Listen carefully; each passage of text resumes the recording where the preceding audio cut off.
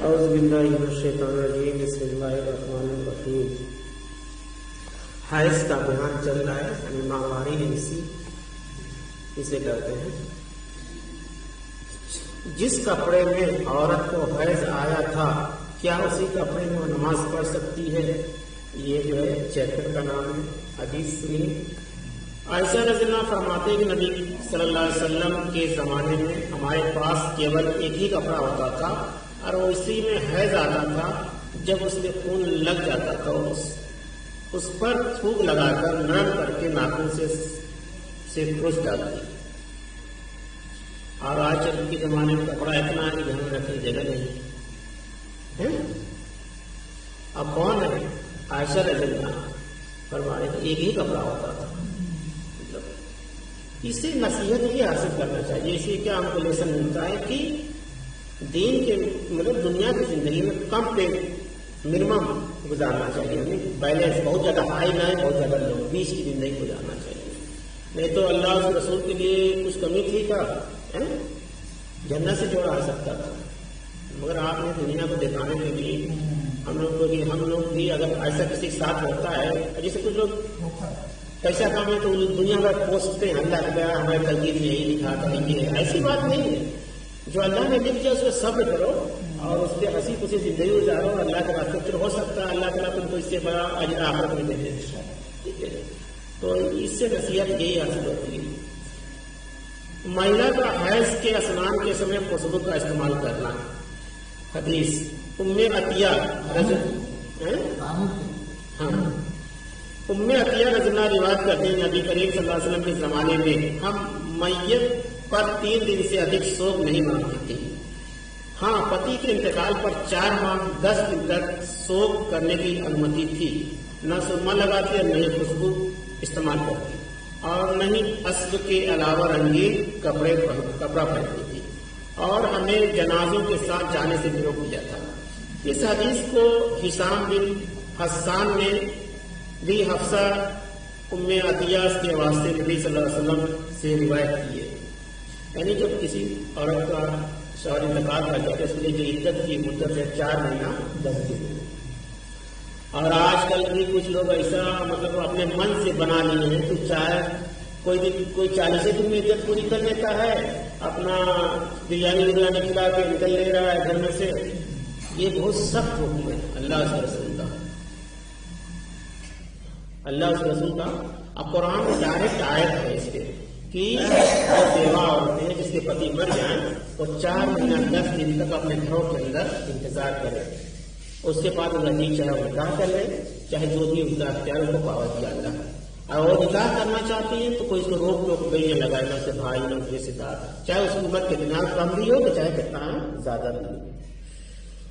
مگر آج کل ہمارے ناری میں بہت کیس آئے ایسے کہ کسی نے 40 دن میں عدت پورا کر لیا، کسی نے کہا کہ بھائی ہم تو کر ہی نہیں سکتے، ہم تو اللہ کے رسول نے کہا یہ اس کے خلاف ورزی ہے اور بہت سخت گناہ ہوگا جس عورت نہیں رکھتی اس طرح۔ اس میں کرنا کیا بھائی؟ سادگی سے 4 مہینہ 10 دن رہنا ہے گھر کے اندر، اور ضرورت پڑنے جیسے ڈاکٹر کا علاج دکھانا ہے، چاہے کوئی بہت ایمرجنسی کام ہے نہیں گھر میں ہو سکتا ہے تو جا سکتے، مگر پھر واپس آئے تو اس سے عدت ٹوٹے گی نہیں، تو اس طرح سے عدت گزارنا چاہیے۔ مگر اس طرح کا جو کیس سامنے آ رہا ہے بہت غلط ہے، پتہ نہ کون عالم اس کو بتا دیتا ہے کون عالم ہے، جبکہ اس میں کسی بھی مکتب فکر جیسے دیوبندی برائے جو بھی دنیا میں جتنے مسلمان ہیں کوئی اس پہ مطلب یہ نہیں کر سکتا کہ 4 مہینہ 10 دن سے کم ہے، سب ایک رائے ہے اس بات میں، یہ قرآن کی آیت ہے۔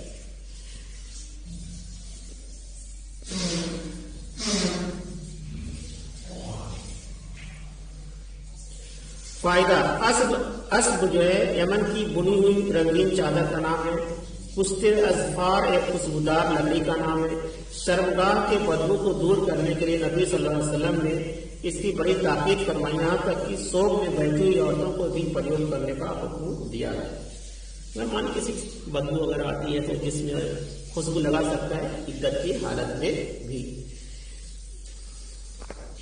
عائشہ رضی اللہ روایت کرتی ہے کہ ایک مہیلا اسما بنت شکل نے آپ صلی اللہ علیہ وسلم سے حیض کے اسنان کے متعلق سوال کیا کہ آپ صلی اللہ علیہ وسلم نے انہیں غسل کا طریقہ بتاتے ہوئے فرمایا، مشک لگا ہوا کپڑا لے کر اس سے پاکی حاصل کرو۔ انہوں نے پھر پوچھا اس سے کیسی پاکی حاصل کروں؟ آپ نے فرمایا اس سے پاکی حاصل کرو۔ انہوں نے پھر کہا کہ اس سے میں کیسے پاکی حاصل کروں؟ آپ صلی اللہ علیہ وسلم نے آشچر پرکٹ کرتے ہوئے کہا سبحان اللہ، اس سے پاکی حاصل کرو۔ عائشہ رضی اللہ عنہا فرماتی کہ جب مجھے سے صبر نہ ہو سکا تو اس عورت کو پکڑ کر اپنی طرف کھینچ لیا اور بتایا کہ خون کے استان یعنی شرمگاہ پر اس کو پھیر لیا کرو۔ حیض کا غسل کس پرکار کیا جائے؟ عائشہ رضی اللہ عنہا فرماتی کہ ایک انصاری مہیلا نے نبی صلی اللہ علیہ وسلم سے حیض کے غسل کے بارے میں معلومات کیا تو آپ نے فرمایا مشک لگا ہوا کپڑا لے کر اس سے 3 بار پاکی حاصل کرو۔ پھر نبی صلی اللہ علیہ وسلم نے شرم کے مارے اپنا منہ دوسری اور کر لیا، یا آپ نے فرمایا اس سے پاکی حاصل کرو۔ عائشہ رضی اللہ عنہا فرماتی ہے کہ میں نے اس مہیلا کو اپنی طرف کھینچ لیا اور آپ جو سمجھانا چاہتے تھے میں نے اسے سمجھا دیا۔ فائدہ، حیض سے پاکی حاصل کرنے کے لیے مشک کا فایا لگا کر اسنان کرو، اس طرح کہ سر پر پانی ڈالو اور جڑ تک پہنچاؤ اور پھر پورے بدن پر پانی ڈالو۔ یہ طریقہ مسلم شریف میں وستار سے موجود ہے، ایک حدیث کتاب ہے اس میں۔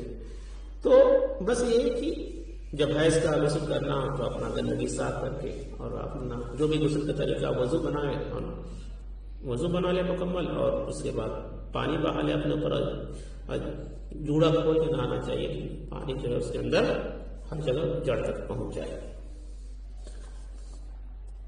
عائشہ رضی اللہ عنہا بیان کرتی کہ میں نبی صلی اللہ علیہ وسلم کے ساتھ انتم حج کے لیے احرام باندھا، میں نے حج تمتع کی نیت سے احرام باندھا، لیکن میں ان لوگوں میں تھی جو قربانی کا جانور ساتھ نہیں لے گئے تھے۔ آگے فرماتے ہیں کہ مجھے حیض آ گیا، لوگوں میں تھی جو قربانی کے جانور ساتھ نہیں لے گئے۔ آگے فرماتے ہیں کہ مجھے حیض آ گیا، اور جب 9 ذی الحجہ تک پاک نہ ہوئی تو آپ صلی اللہ علیہ وسلم فرمایا اے اللہ کے رسول صلی اللہ علیہ وسلم، آج عرفات کے دن کی رات ہے اور میں نے عمرہ کا احرام باندھا ہوا تھا، اب میں کیا کروں؟ آپ نے فرمایا کوئی بات نہیں، اپنا سر کھول کر کنگھی کر ڈالو اور عمرہ کا ارادہ چھوڑ دو۔ چنانچہ میں نے ایسا ہی کیا۔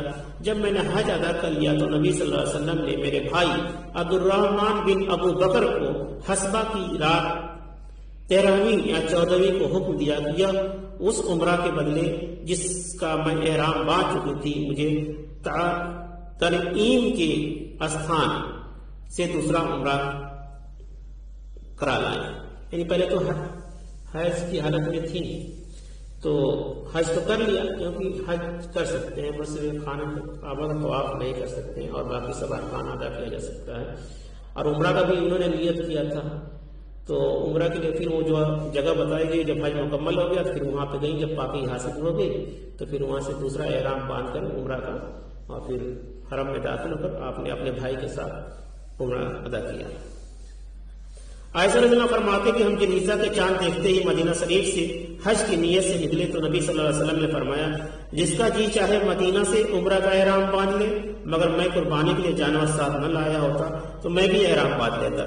کچھ لوگوں نے عمرہ کا اور کچھ لوگوں نے حج کا احرام باندھا، میں نے بھی عمرہ والوں کے ساتھ عمرہ کا احرام باندھ لیا۔ جب عرفات کا دن آ گیا تو میں حیض سے ہو گئی۔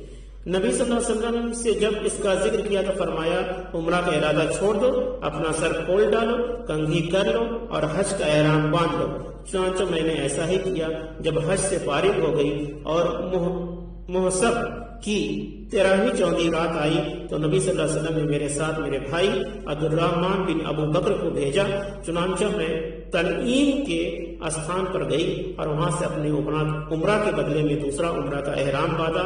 حسام کہتے ہیں کہ حیض کی وجہ سے عمرہ میں گڑبڑی کی وجہ سے نہ قربانی واجب ہوئی اور نہ ہی روزہ یا صدقہ۔ فائدہ، حج تمتع اس حج کو کہتے ہیں کہ حاجی پہلے عمرہ کا احرام باندھے، پھر مکہ پہنچ کر احرام کھول دے، اس کے بعد 8ویں ذی الحجہ کو حج کا احرام باندھے۔ تنعیم کے مقام سے 3 میل کی دور پر ایک استھان کا نام ہے۔ معلوم ہوا کہ مہیلا کے سر کے بال کھول کر کنگھی کر کے غسل کرے، پھر احرام باندھے۔ حیض کی وجہ سے اگرچہ پاکی حاصل نہیں ہوگی لیکن کم سے کم ایک سنت احرام باندھنے سے پہلے غسل پر تو عمل ہو ہی جائے گا۔ تو حج تمتع میں دونوں کام کیا جاتا ہے، عمرہ بھی کیا جاتا ہے اور حج بھی کیا جاتا ہے، اسے حج تمتع کہتے ہیں۔ اللہ تعالیٰ نے سورہ حج میں فرمایا ہے پوری پیدائش اور آدھی پیدائش، اس کا کیا مطلب ہے؟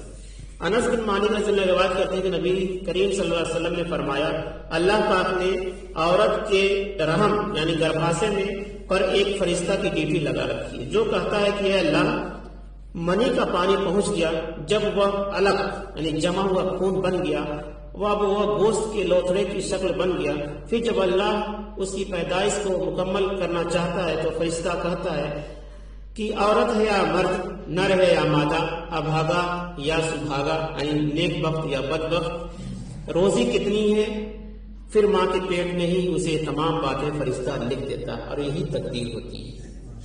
ٹھیک، یہی چار چیزیں تقدیر ہوتی ہیں۔ اس کے علاوہ جو بھی ہوتا ہے انسان کے ساتھ، اس کے سب اپنے اعمال ہوتے ہیں، جو کرم کرتا ہے جیسا کرم کرتا ہے اس کو سے ملتا ہے۔ فائدہ، امام صاحب یہ بتلا رہے ہیں کہ گربھ کی حالت میں نکلنے والا خون حیض کا نہیں مانا جائے گا بلکہ وہ منی کا مانا جائے گا۔ امام صاحب یہ بتلا رہے ہیں یعنی امام بخاری کہ گربھ کی حالت میں نکلنے والا خون حیض کا نہیں مانا جائے گا بلکہ وہ منی کا مانا جائے گا، یعنی جب حیض حمل بھر جائے تو اس کو حیض کا خون نہیں مانا جائے گا۔